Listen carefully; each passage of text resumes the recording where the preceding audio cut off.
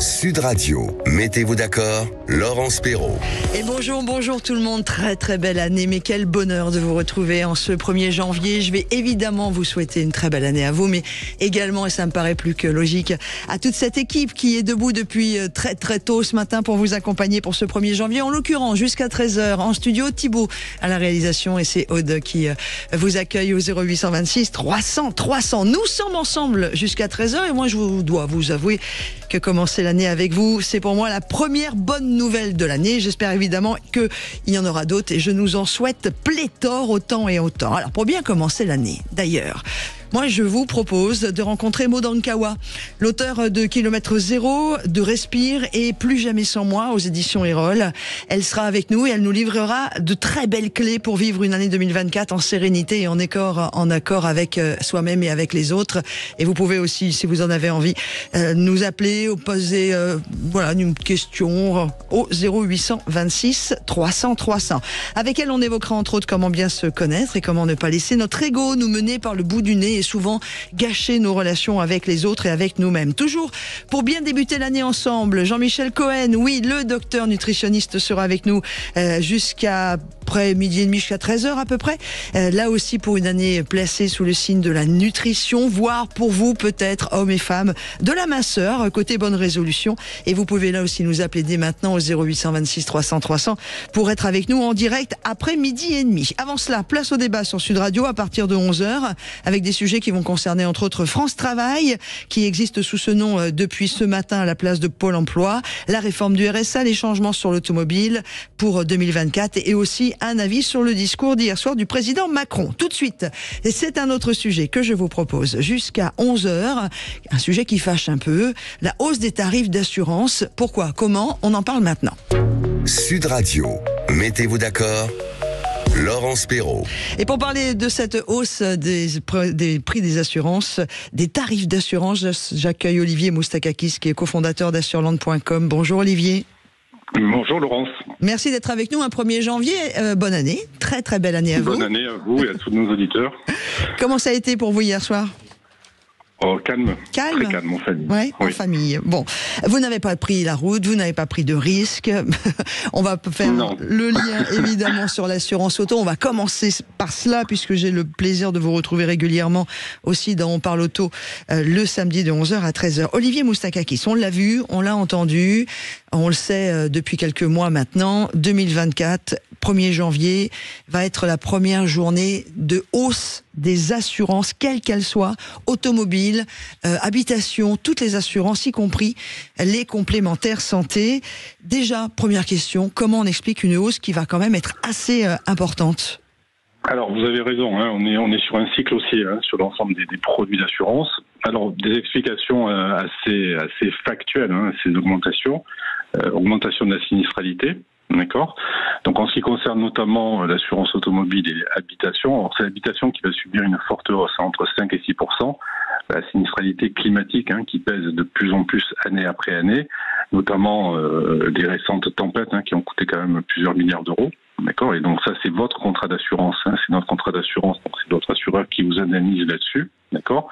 Alors il va y avoir des hausses également sur le régime catastrophe naturelle, mais ça ce sera pour le 1er janvier 2025, puisque la taxe qui est appliquée sur nos contrats d'assurance habitation, qui est de 12%, va augmenter à partir du 1er janvier 2025. Elle va passer à 19%, donc là il y a une hausse importante, on va passer de 27 euros à peu près par an à 44-45 euros pour chaque titulaire d'un contrat d'assurance habitation.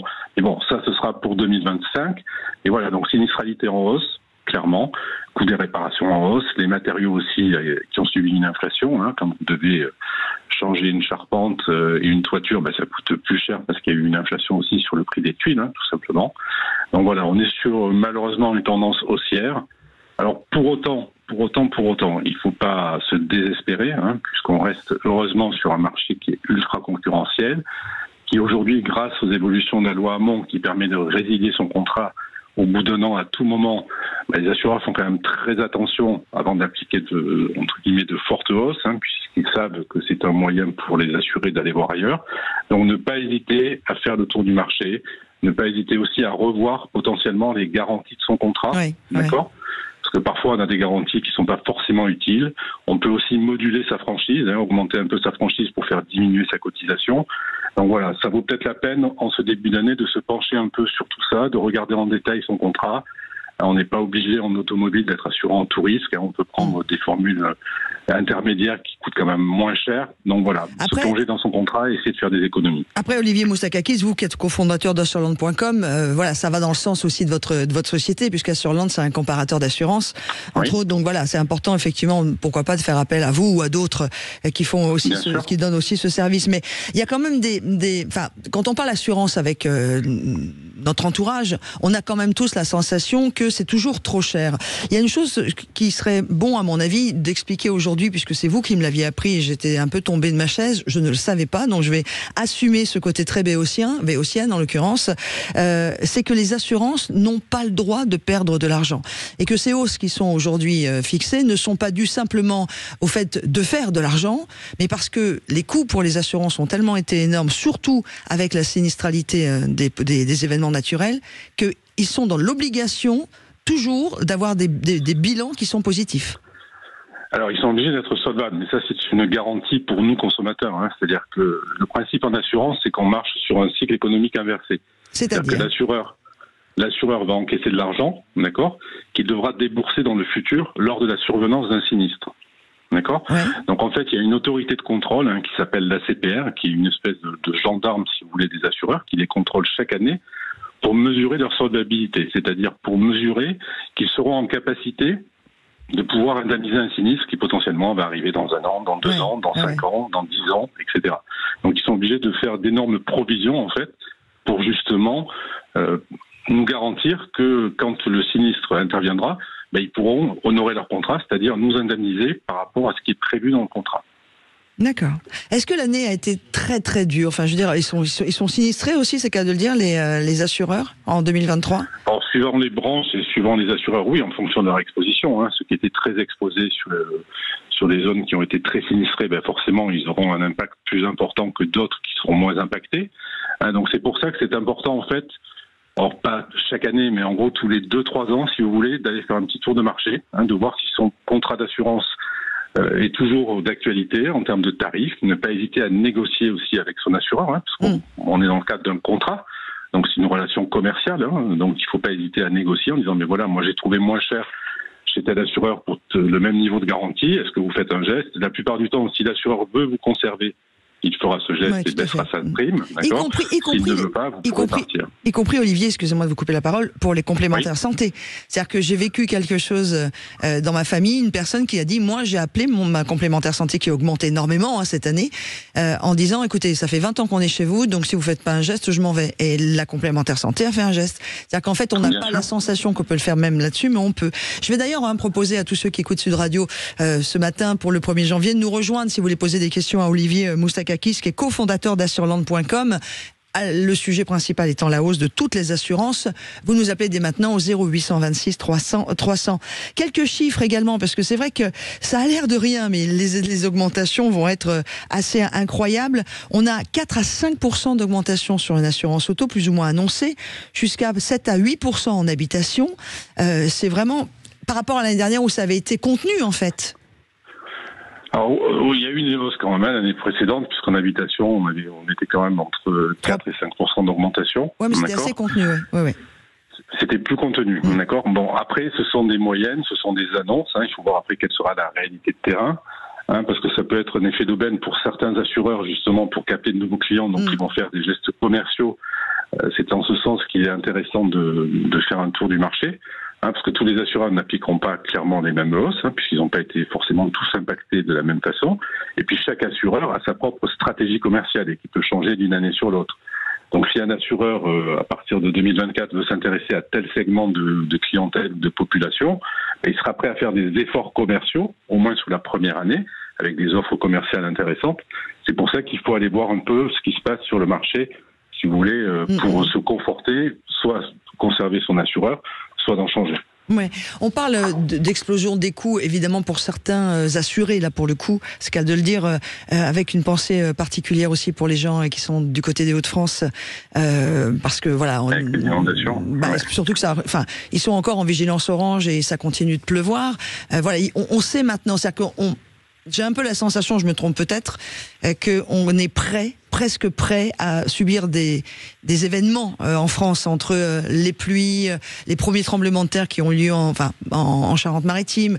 Parlons de tremblements de terre, d'ailleurs il y a le Japon en ce moment qu'on a subi un, mais est-ce que tous les assurés aujourd'hui qui ont subi de graves dégâts, que ce soit pour les inondations entre autres, vont être pris en compte plus rapidement que ce qui n'est fait aujourd'hui, puisqu'on voit bien qu'il y en a qui sont encore dans des caravanes et c'est compliqué? Alors, ça, c'est le régime catastrophe naturelle qui intervient, d'accord, qui est un régime légal obligatoire, qui est un régime quand même protecteur. Alors, même si la taxe va faire un bond à partir de janvier 2025, pour autant, c'est un régime qui protège quand même l'ensemble de la population. On va prendre un exemple très simple en Allemagne, nos voisins allemands, où ce type de régime légal n'existe pas.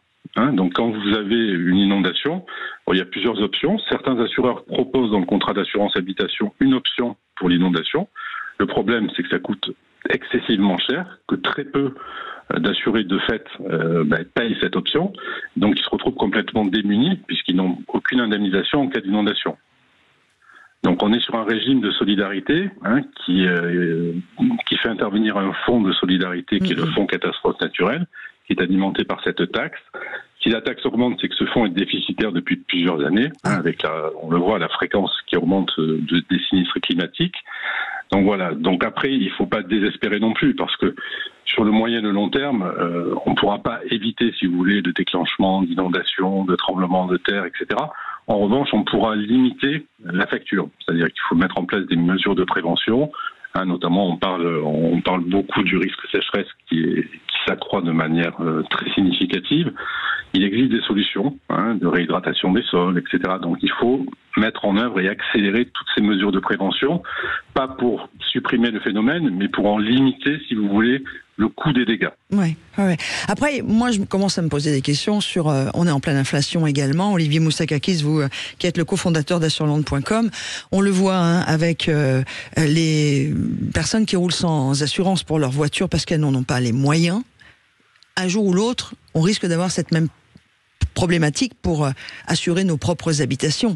Même si on sait que c'est obligatoire, vous voyez ce que je veux dire? La crainte, elle va être là, c'est que financièrement, certains d'entre nous ne pourront plus s'assurer même. Alors aujourd'hui, sur l'habitation, on reste quand même sur une moyenne à 227 €. Donc même s'il y a une augmentation, ça reste des montants, on va dire, qui restent raisonnables par rapport à ce que ça permet de couvrir. Parce que si demain votre maison se retrouve incendiée, etc., je veux dire, c'est pas 200 ou 30 € d'indemnisation que vous allez perdre. Donc, le conseil, c'est vraiment de s'assurer. En assurance automobile, ne pas s'assurer est une folie, folie pure et simple. En dehors du fait que c'est pas légal, les gens ne mesurent pas les conséquences. Vous provoquez un accident si vous n'êtes pas assuré et qu'il y a des blessés. En gros, vous êtes endetté à vie. Là, j'ai les chiffres sur les voitures, évidemment. On parle auto le samedi de 11h à 13h. Les défauts d'assurance routière pour l'année 2023 ont eu des conséquences qui sont les suivantes. 8 443 blessés, 157 morts en 2022. Évidemment, les plus jeunes qui sont les plus pauvres sont les plus concernés, puisqu'on a un conducteur non assuré sur 2 à moins de 30 ans. Et c'est évidemment le Fonds de garantie des victimes qui prend la relève et qui demande une baisse des assurances pour les jeunes conducteurs, ce qui ne va pas être le cas aujourd'hui, surtout si on peut conduire à partir de 17 ans. Exactement, puisqu'il y a une surprime de 100% qui est appliquée la première année, 50% et ensuite 25% sur les 3 premières années d'assurance, pour vous construire un historique. Alors, il y a une possibilité de faire diminuer de moitié ces majorations en optant pour la conduite accompagnée, d'accord, puisque là, la surprime première année n'est que de 50%, 25 et 12,5% la 3e année. Donc ça fait partie des éléments qu'il faut prendre en considération. Vous pouvez aussi être déclaré comme conducteur secondaire, si c'est le cas, sur le véhicule de vos parents, ce qui va vous permettre de vous construire un historique. Donc il y a quand même, si vous voulez, des solutions pour éviter de payer des surprimes monstrueuses, puisque c'est une assurance jeune conducteur. On est dans les 1200 € par an, hein, ce qui est c'est ouf. très, très, très, très élevé. Ah oui, c'est énorme. Alors après, ce que les gens ne savent pas, c'est là où je voudrais insister en ce début d'année, c'est que si vous roulez sans assurance, vous causez un dommage et il y a des blessés, d'accord, soit d'un passager ou d'un tiers que vous avez heurté, le fonds de garantie, en effet, va indemniser les victimes et ensuite il va se retourner contre vous. Et ça, les gens n'y pensent pas forcément. Il va se retourner contre vous et il va non seulement récupérer l'intégralité des sommes qu'il a versées aux victimes, majorées de 10%. Et donc il y a des recours, il y a énormément de recours en cours du fonds de garantie qui va récupérer l'argent. Ils vont vous faire des saisies sur salaire. Si vous êtes propriétaire, ils vont hypothéquer votre habitation. Ils vont récupérer l'argent. Les gens ne le savent pas, donc c'est gravissime. Vous pouvez vous retrouver endetté à vie pour un défaut d'assurance. Mais concrètement, alors avant de vous demander comment sont vraiment calculées les primes d'assurance qu'on doit payer, ne serait-ce que pour les voitures, parce que c'est vrai que ça nous paraît toujours trop cher, on va juste repréciser, parce que c'est vous qui me l'aviez appris aussi, enfin on en avait parlé il y a longtemps maintenant, je le sais, mais quand on assure sa voiture au tiers, ça veut bien dire qu'on assure pour le tiers, pour celui avec lequel on va risquer d'avoir un accident plus ou moins grave. Mais notre voiture n'est pas assurée du tout, c'est-à-dire que on est juste protégé pour le tiers avec lequel on a un accrochage. Alors, vous êtes protégé pour tous les dommages que vous causerez à des tiers. Au tiers, en fait, voilà. Mais au tiers, ça ne veut pas dire 30%. Sur votre propre véhicule, on est bien d'accord. Vous ne serez pas assuré pour les dommages sur votre propre véhicule. Donc après, entre le tiers et la tout risque, qui est la formule la plus couvrante, il y a des formules intermédiaires. Vous pouvez très bien prendre un tiers plus vol, un tiers plus incendie, qui reste quand même plus intéressant au niveau tarif. Donc voilà, donc ça vaut la peine de regarder justement ces formules intermédiaires parce que vous n'êtes pas forcément obligé d'être assuré en tout risque. Il faut aussi regarder en fonction de l'utilisation que vous faites de votre véhicule. Si vous êtes un petit rouleur, il y a des formules d'assurance au kilomètre qui restent plus intéressantes que des assurances plus classiques. Donc voilà, ça fait partie des éléments à regarder. Alors je sais que c'est pas une littérature passionnante, le contrat d'assurance, j'en conviens aisément. Pour autant, ça vaut la peine de se pencher sur son contrat et de voir si vous pouvez pas supprimer certaines garanties ou les suspendre temporairement quand vous n'en avez pas l'utilité et les augmenter quand vous en avez l'utilité. Ça vous permet justement de faire moduler les tarifs et in fine, en fin d'année, de faire des économies. En tout cas, merci beaucoup de nous avoir accordé ce temps précieux pour qu'on comprenne mieux, évidemment, les augmentations d'assurance, qu'on comprenne mieux comment fonctionnent les assurances et les conseils que vous nous donnez, Olivier Moustakakis, cofondateur d'assureland.com, pour réussir à réduire au mieux possible cette hausse des assurances que nous allons tous subir à partir d'aujourd'hui. Auto, habitation et complémentaire santé. Merci à vous et encore une très belle année. Très belle année à vous aussi. Merci beaucoup.